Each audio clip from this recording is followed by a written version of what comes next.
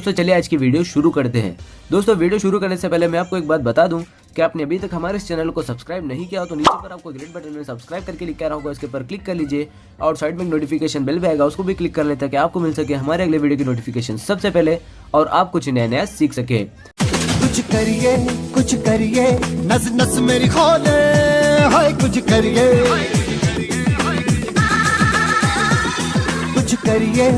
करिए बस बस बड़ा बोले, अब कुछ करिए। ओ कोई तो चल सिद्ध फड़िए, तू बेतरिए या मरिए, हाय कोई तो चल सिद्ध फड़िए, तू बेतरिए या मरिए। शक दे हो शक दे गिंडिया, शक दे हो शक दे गिंडिया, शक दे हो शक दे गिंडिया, शक दे हो शक दे गिंडिया।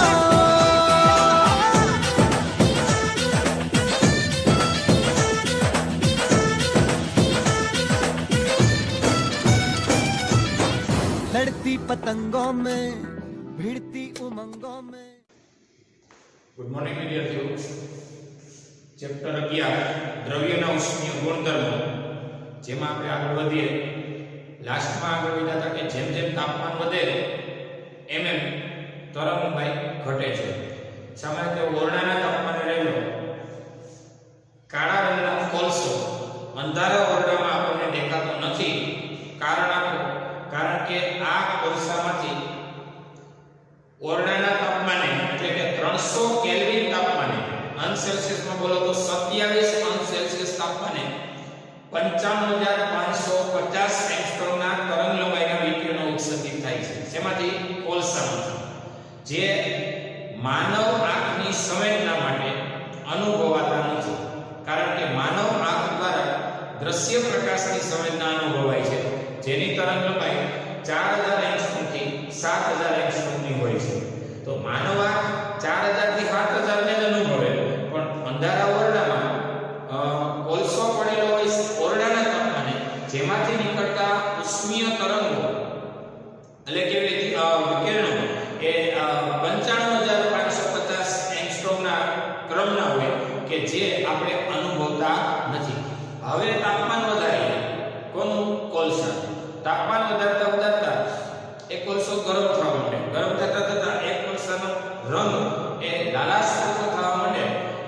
ત્યારે સામાન્ય રીતે હવે એ કોલસાનું તાપમાન ઓરડાના તાપમાનથી વધી ગયું છે અને એ તાપમાન સામાન્ય રીતે આપણે 100 અંશ સેલ્સિયસ વિચારીએ।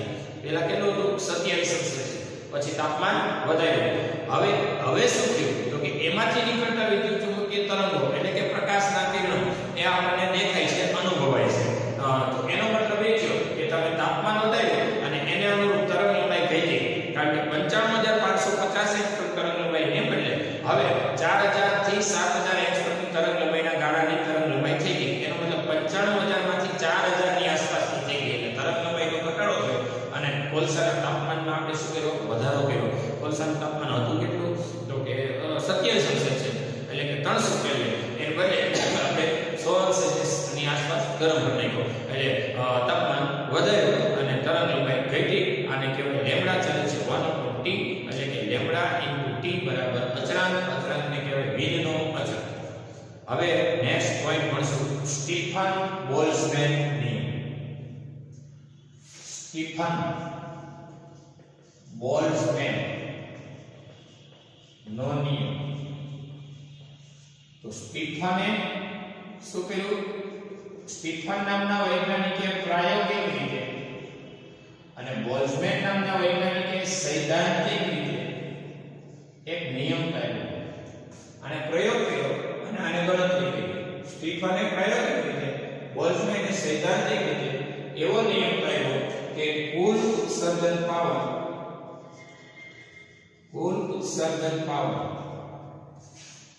અથવા તો કહેવાય એકમ ક્ષેત્રફળ પર એકમ સમયની ઊર્જા અથવા તો કહેવાય એની ઇન્ટેન્સિટી, તીવ્રતા,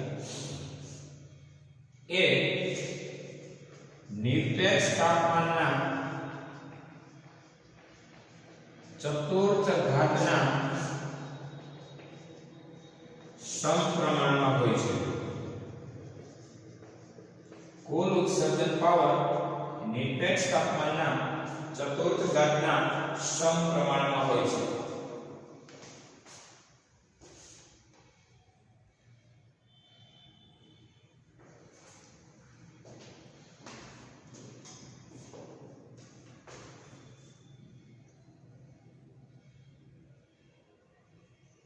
તો આમાં એટલે કે અને અથવા W પણ W સંજ્ઞામાં એટલે કે W ચલે છે T ની ફોર્મ. તાપમાનને T કહેવાય. ચતુર્થ ઘાત અને 4 ઘાત ના સમપ્રમાણમાં કુલ ઉત્સર્જન પાવર હોય, ટોટલ ઇમિસિવ પાવર. હવે અહીંયા અચળાંક આવશે. આ અચળાંકને કહેવાય સિગ્મા T ની ફોર્મ, જ્યાં સિગ્મા એ સ્ટીફન બોલ્ટ્ઝમેન અચળાંક છે. સ્ટીફન બોલ્ટ્ઝમેન અચળાંક છે. સિગ્મા શું છે? સ્ટીફન બોલ્ટ્ઝમેન અચળાંક છે. તો W બરાબર સિગ્મા T ની ફોર્મમાં અહીંયા આવશે E, જ્યાં E બરાબર 1, E બરાબર ઉત્સર્જકતા. એમાં કે કાળા પદાર્થની ઉત્સર્જકતા 1 હોય છે. એટલે E એક અચળાંક છે. અહીંયા ચલન નિશાની જો કે સમપ્રમાણતા અચળાંક એવો સિગ્મા ને કહેવાય સ્ટીફન બોલ્ટ્ઝમેન અચળાંક. તો W ને કહેવાય Q ના છેદમાં AP. AP અને અંશમાં Q. Q એટલે ઊર્જા. Q એટલે ઊર્જા. એ ક્ષેત્રફળને Q કહેવાય. E એ અચળાંક છે. સંપૂર્ણ કાળા પદાર્થની ઉત્સર્જકતા 1 હોય છે. શા માટે? કારણ કે એની શોષકતા 1 છે. જે પદાર્થ જેટલી શોષકતા ધરાવે એટલી ઉત્સર્જકતા ધરાવે.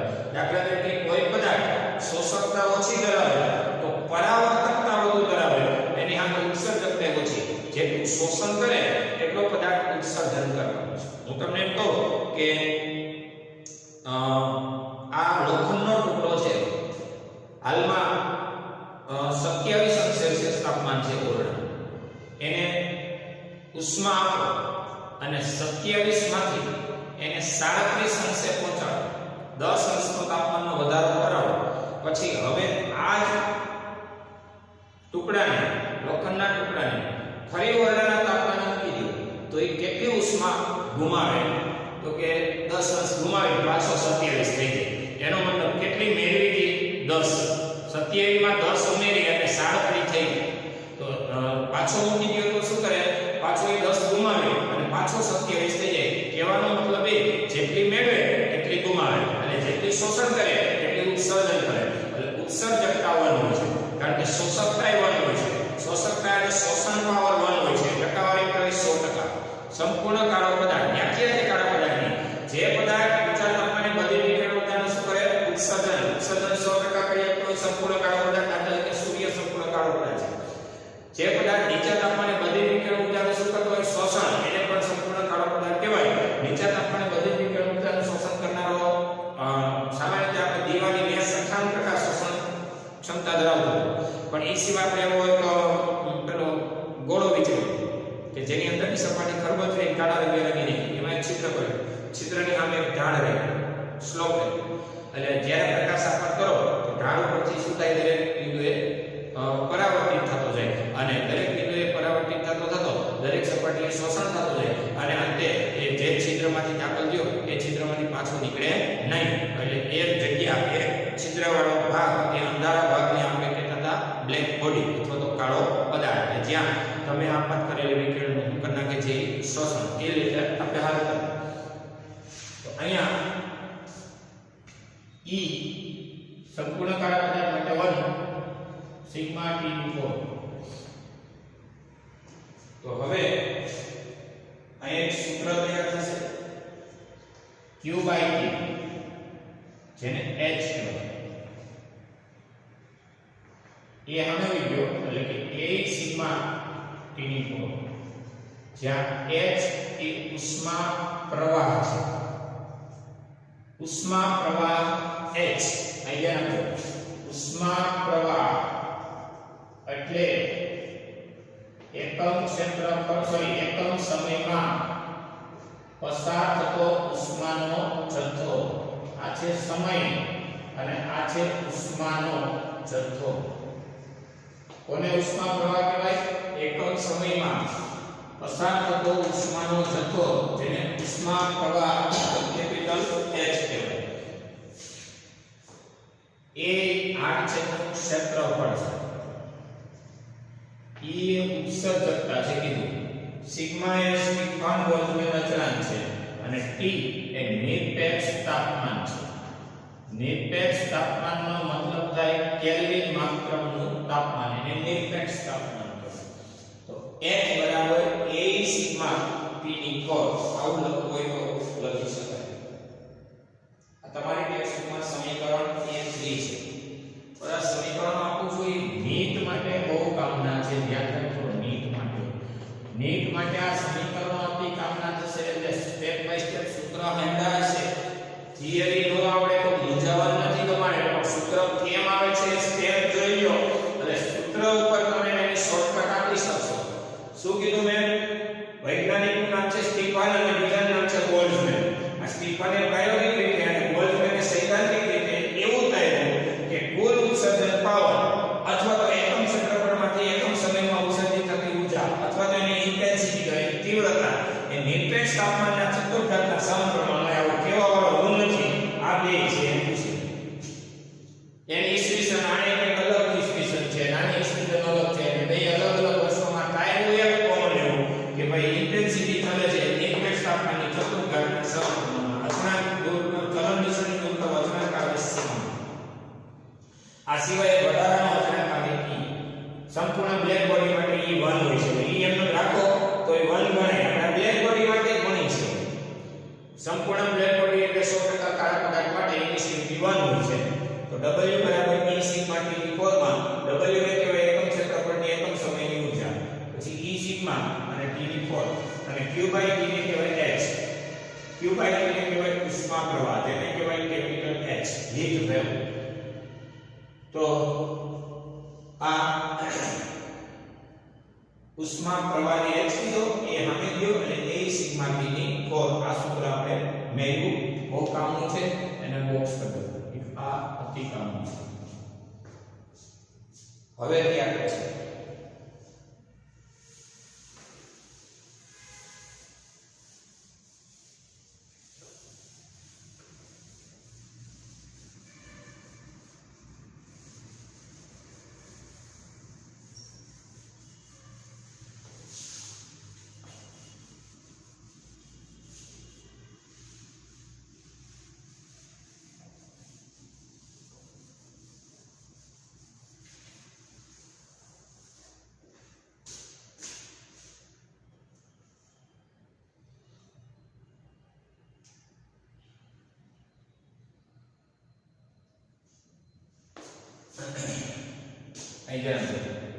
પદાર્થનું તાપમાન T અને પરિસર એટલે આસપાસના વાતાવરણનું તાપમાન Ts જ્યાં T સરાઉન્ડિંગ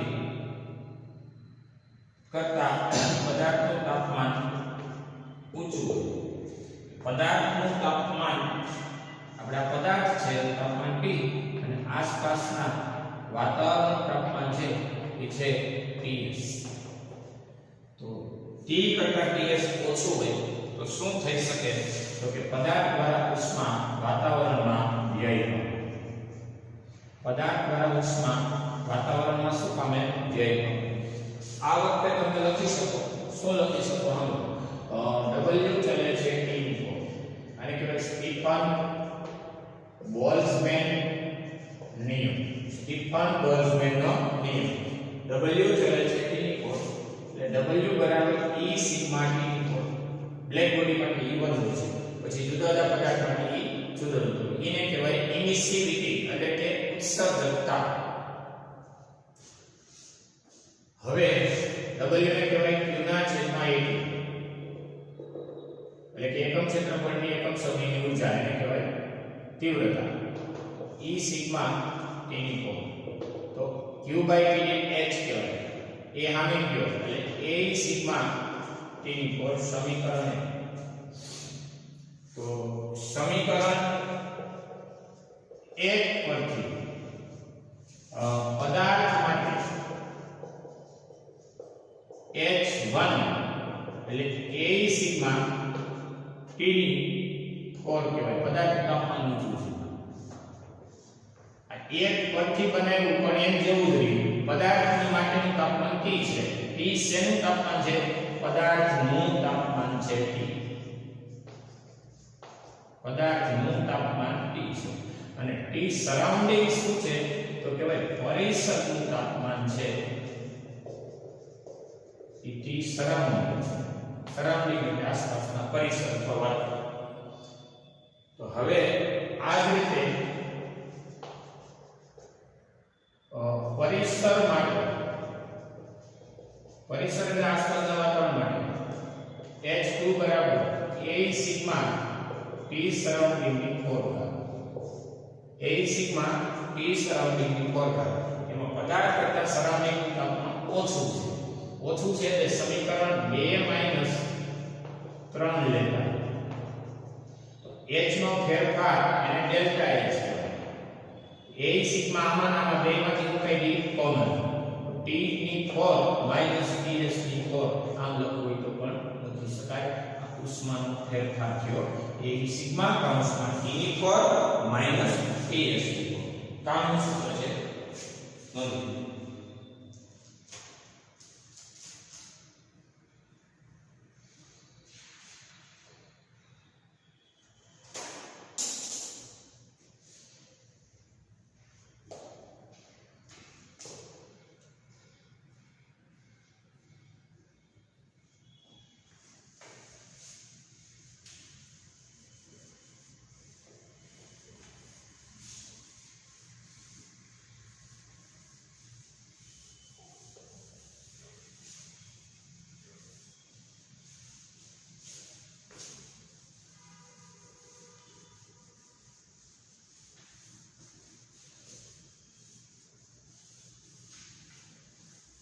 નેક્સ્ટ પોઈન્ટ આપણે ભણશું ગ્રીન હાઉસ અસર આડેન પાસ પેલા જોઈ લો ગ્રીન હાઉસ શું છે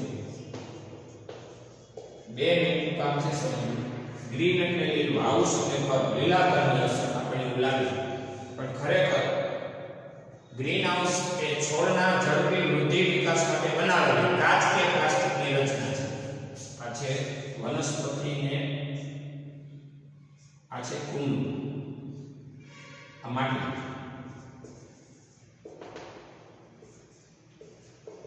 અને આ છે છોડ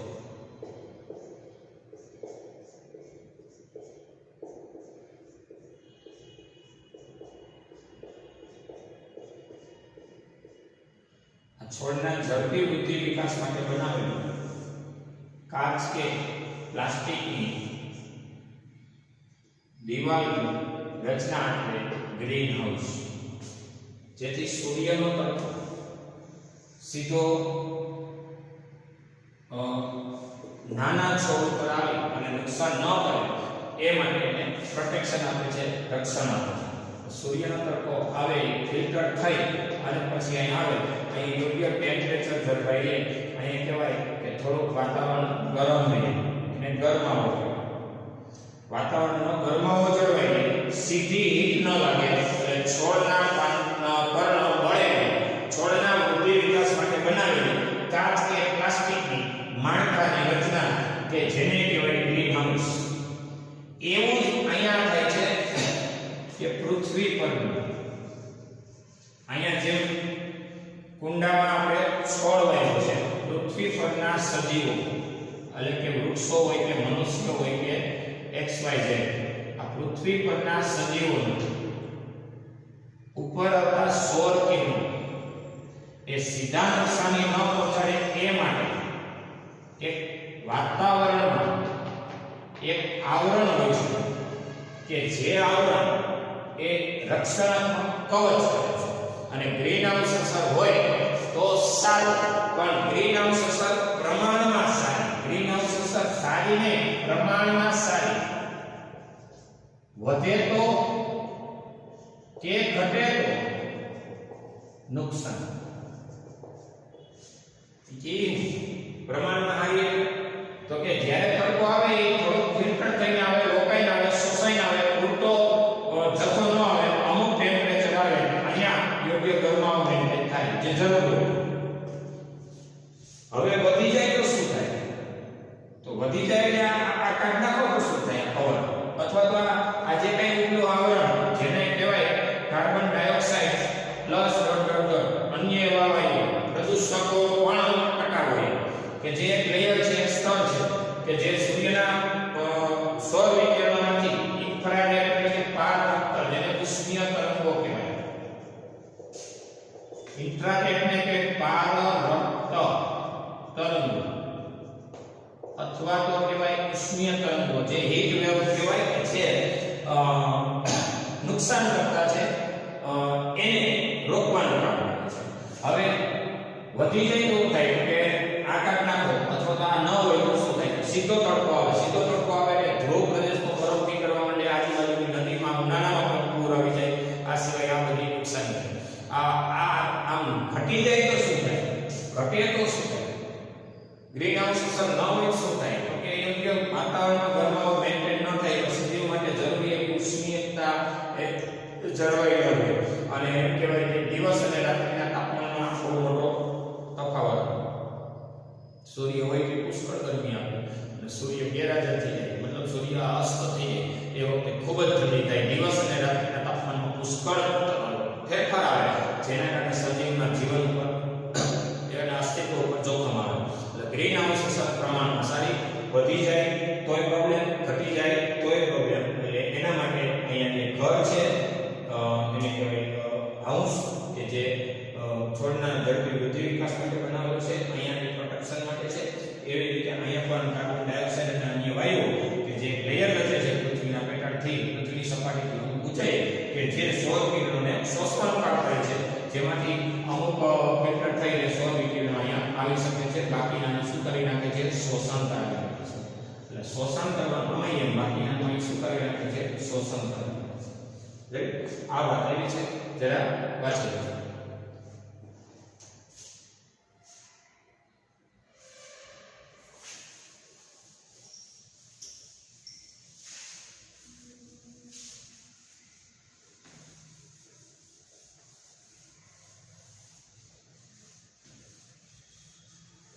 ત્યાર પછી આવે છે ન્યૂટનનો સેકન્ડનો નિયમ.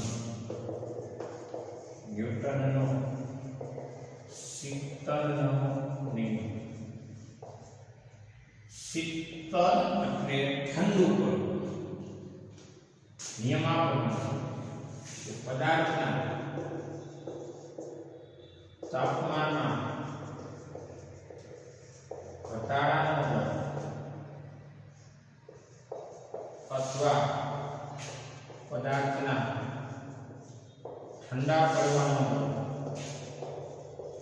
અથવા પદાર્થની ઉષ્મા ગુમાવવાનો દર અથવા પદાર્થની શીતલનો દર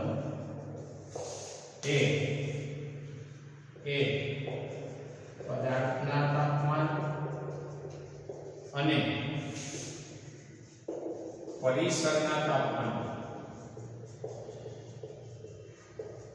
ના તફાવત ના સમપ્રમાણમાં હોય છે. જ્યાં પદાર્થનું તાપમાન T, પરિસરનું તાપમાન T સરાઉન્ડિંગ એના સમપ્રમાણમાં તાપમાનના તફાવતનો દર એટલે સમય અથવા તો કહેવાય ઉષ્માના ફેરફારનો દર. એકમ સમયમાં ઉષ્માના ફેરફારને dq by dt કહેવાય. એકમ સમયના તાપમાનના ફેરફારને dt by dt કહેવાય. T ટેમ્પરેચર છે, અહીં T ટાઈમ છે. T પદાર્થનું તાપમાન છે, T સરાઉન્ડિંગનું તાપમાન છે. જ્યાં પદાર્થનું તાપમાન ઊંચું હોય, સરાઉન્ડિંગ તાપમાન નીચું હોય તો જ પદાર્થ ઊંચા તાપમાનથી નીચા તાપમાન પર ઉષ્મા કરે વિનિમય પ્રસરણ. તો શીતન ક્યારે થાય? કોઈ પદાર્થ ઠંડુ ક્યારે થાય? તો કે પોતાના કરતા આસપાસનું તાપમાન કેવું હોય? નીચું હોય તો. સમજાય તો સારી. અને આ ન્યૂટનના વૈજ્ઞાનિક પદાર્થના શીતન થવાનો, શીતન વૈજ્ઞાનિક નથી, શીતન એ ઠંડો પડવાનો દર બતાવે એને શીતન દર કહેવાય. dT/dt અથવા dQ/dt એને કહેવાય ઉષ્માનો ફેરફારનો દર, એટલે કે તાપમાનના ફેરફારનો દર, અથવા એકમ સમયમાં તાપમાનમાં થતો અતિ સૂક્ષ્મ ફેરફાર, અથવા એકમ સમયમાં ઉષ્મામાં થતો અતિ સૂક્ષ્મ ફેરફાર. આને કહેવાય ઉષ્માનું સમયની સાપેક્ષે વિકલન. અહીંયા તાપમાનનું સમયની સાપેક્ષે વિકલન. તો હવે એમાં શું થાય છે? તો કે આ પદાર્થનું તાપમાન અને પરિસરના તાપમાનના તફાવતના સમપ્રમાણમાં, જ્યાં T પદાર્થનું તાપમાન છે અને Ts એ પરિસર એટલે કે સરાઉન્ડિંગનું તાપમાન છે, આસપાસના વાતાવરણનું તાપમાન. હવે વાત આવી કાન ખોલીને આવી કે તમારી પાસે એક સરખા બે કપ છે, એક સરખા બે કપ છે,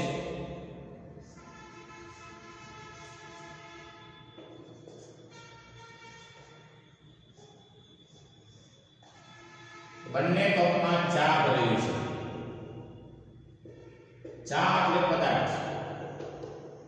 સરાઉન્ડિંગનું તાપમાન છે 27 સેલ્સિયસ અને કે આસપાસનું વાતાવરણ. એટલે પદાર્થ તરીકે ચા છે તો એ પદાર્થનું તાપમાન છે 100 અંશ સેલ્સિયસ. આ પદાર્થનું તાપમાન, આ ચા છે જેનું તાપમાન છે 97 અંશ સેલ્સિયસ અને આ ચા છે જેનું તાપમાન છે 37 અંશ સેલ્સિયસ. તો તમારે નક્કી કરવાનું, આ થોડી ઠંડી છે અને આ બહુ ગરમ છે. 97 અંશ સેલ્સિયસ વાળી 27 સુધી જાય એટલે પદાર્થનું 97 અને સરાઉન્ડિંગનું 27. એટલે તફાવત કેટલો થયો ખબર? આ તફાવત આ 0 અને આ થયો 7. 70 અંશનો તફાવત થયો. એટલે ઉષ્મા ફટાફટ વિનિમય. જ્યારે બાજુના કપમાં રહેલી 37 વાળી એ 27 માં રૂપાંતરણ થવા જાય છે, તફાવત થયો 10 નો અને 10 અંશ સેલ્સિયસનો તફાવત એટલે ઉષ્માનો વિનિમય કેવો કરે? ધીમો. ધીમો ઉષ્માનો દર. અને આયો કહેવાય ઝડપી ઉષ્માનો દર. ઉષ્માનો દર એટલે એકમ સમયમાં ઉષ્માના ફેરફાર, એટલે એકમ સમયે તાપમાનનો ફેરફાર. ફટાફટ ઠંડી થવા માંડે. આને ઠંડી થતા આના કરતા વાર કે કઈ સમજાણું નહીં આવું તો તમે સરખા સમયમાં બેમાં તાપમાનનો ફેરફાર વધુ કેમાં ન હોય એ કહી દો. બસ શીતળનો નિયમ. દાખલા તરીકે 1 સેકન્ડમાં આ 97 માંથી 27 સીધો ન થાય, એક ઝટકે ન થાય, પણ 1 સેકન્ડમાં એ 97 માંથી 90 થઈ જતી હોય. દાખલા તરીકે તાપમાનનો તફાવત 97 માંથી 90 થાય તો 7 નો થાય, તો આ 37 માંથી 1 સેકન્ડમાં 30 નો થાય.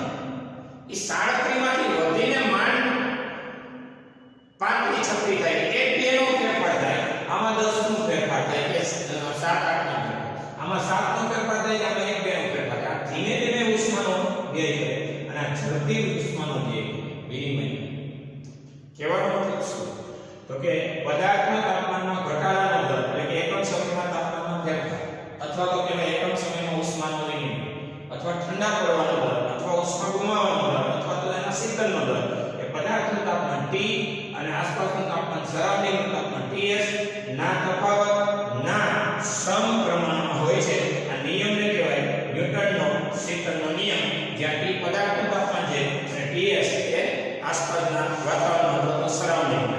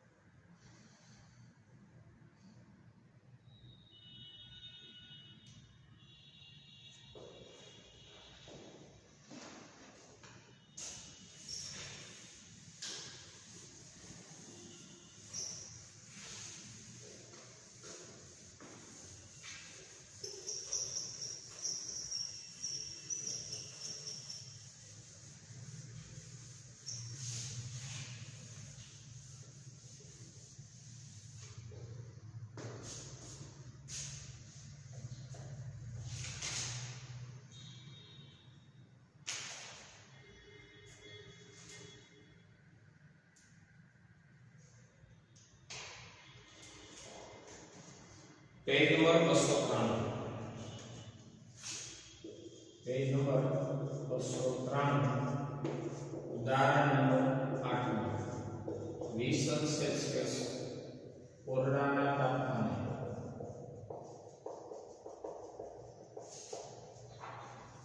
એક વાસણ ભરે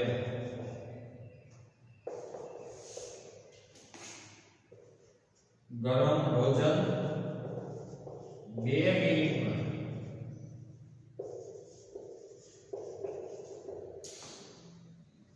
ચોરાણુંમાંથી 86 સેલ્સિયસ થઈ જાય છે.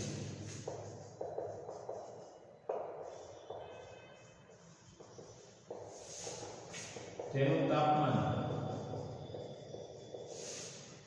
71 માંથી 69 સેલ્સિયસ થવા માટે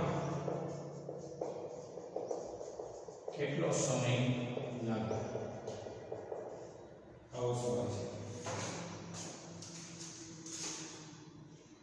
હવે ઓરડાનું તાપમાન છે અને સરાઉન્ડિંગ ટેમ્પરેચર કહેવાય 20 સેલ્સિયસ. 2 મિનિટમાં આટલો સમય થઈ જાય, સોરી આટલું ટેમ્પરેચર થઈ જાય છે. આપણે જરા વિચારીએ કે 94 સેલ્સિયસ વાળો એક પદાર્થ 86 સેલ્સિયસમાં થઈ જાય, સમય લાગે છે 2 મિનિટ. પછી તેનું તાપમાન 71 માંથી 69 થવા કેટલો સમય લાગે? હવે 71 સેલ્સિયસમાંથી 69 સેલ્સિયસ થવા માટે નો ટાઈમ એ કેટલો લાગે કેવો આવશે? આ ટાઈમ 1 અને આ ટાઈમ 2. હા, આસપાસનું સરાઉન્ડિંગ છે એનું તાપમાન 20 સેલ્સિયસ છે. સરાઉન્ડિંગ એટલે કેવા વાતાવરણ તાપમાન કેટલું છે? આસપાસનું 20 સેલ્સિયસ. કોઈ પદાર્થ 94 માંથી 86 થઈ જાય, ટાઈમ લાગે છે 2 મિનિટ. 71 માંથી 69 થાય એ માટે ટાઈમ કેટલો? આ ઓછો છે. તો પ્રથમ તબક્કો પહેલો dt by dt ચલે છે t minus t. અને કહેવાય ન્યૂટનનો શીતલનો નિયમ. આપણને કેમ ખબર પડી શીતલનો નિયમ વાપરો? દેખાય છે તાપમાનનો ઘટાડો થાય સમય સાથે, એને કહેવાય સમય સાથે ઉષ્માનો વ્યય થાય, ઉષ્મા ગુમાવે એટલે કે તાપમાન ઘટે એટલે કે શીતલ થાય એટલે કે ઠંડો થાય એટલે શીતલનો નિયમ થાય. તાપમાનનો તફાવત લેવાનો 94 માઈનસ 86. પેલા અચળાંક આપણે લઈએ dt by dt. અચળાંક આપણે k t minus t surrounding. તાપમાનનો તફાવત એટલે 94 માઈનસ 86. સમયગાળો એટલે કે કેલ્વિન તાપમાનનો તફાવતનો સમય છે 2 મિનિટ. k અચળાંક છે.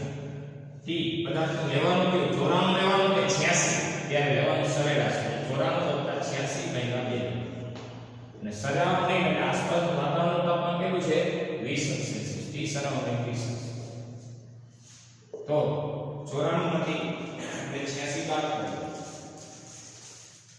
94 માઈનસ 86 8 ભાગ્યા 2 એટલે 4. 94 વત્તા 86 ભાગ્યા 2 90 માંથી 20 થાય 70. એટલે કે થાય 4/0.057. આ 70 છેદમાં લઈ લીધા કે મીટો અચળાંક. હવે તબક્કો બીજો dt by dt બરાબર k t minus t. તબક્કો બીજો એટલે હવે આ તબક્કો આ પહેલો તબક્કો છે અને આ બીજો તબક્કો. 71 માંથી 69 થાય તાપમાનના તફાવતને કહેવાય 71 માઈનસ 69. સમયગાળો કેટલો એ સમય અજ્ઞાત છે જે આપણે મેળવ્યો છે. k કેટલો 94 0.057 પદાર્થનું તાપમાન લેવાનું કેટલું 71 લેવાનું કે 69 લેવાનું તો કે સરેરાશ લેવાનું 71 વત્તા 69 ને કંઈક આપી સરાઉન્ડિંગ એટલે આસપાસનું વાતાવરણ કેટલું 20 અંશ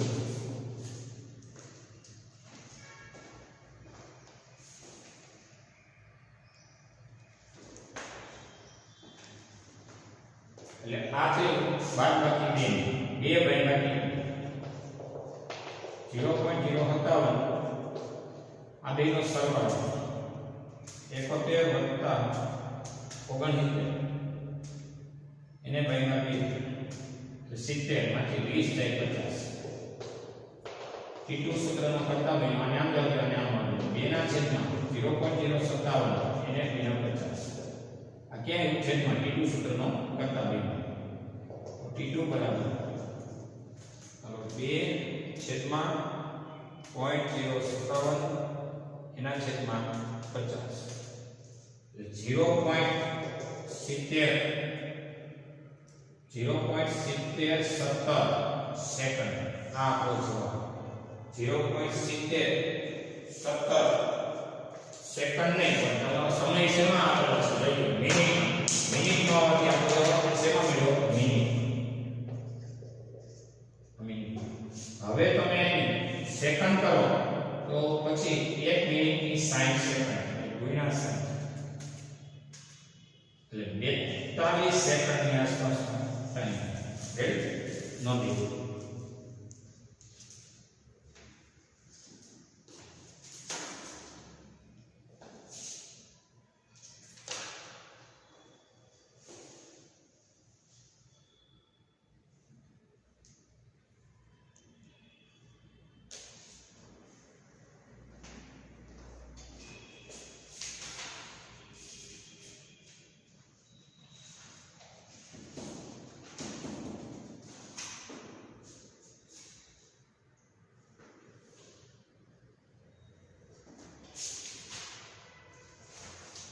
પેજ નંબર તમારા છે 297 પર પેજ નંબર 297 એમાં સ્વાધ્યાયનો 22નો દાખલો એ તમે હોમવર્કમાં કરજો આ જ રીતે ગણો એમાં એક જો 5 મિનિટમાં 80 થી 50 થાય પછી 60 માંથી 30 થાય એ માટે ટાઈમ કેટલો પરિસરનું તાપમાન 20 રેડી આ દાખલો 22 નો તમને હોમવર્કમાં આ રીતે ન્યૂટનના સિદ્ધાંતના નિયમનો યુઝ કરજો અહીંયા આપણે લેક્ચર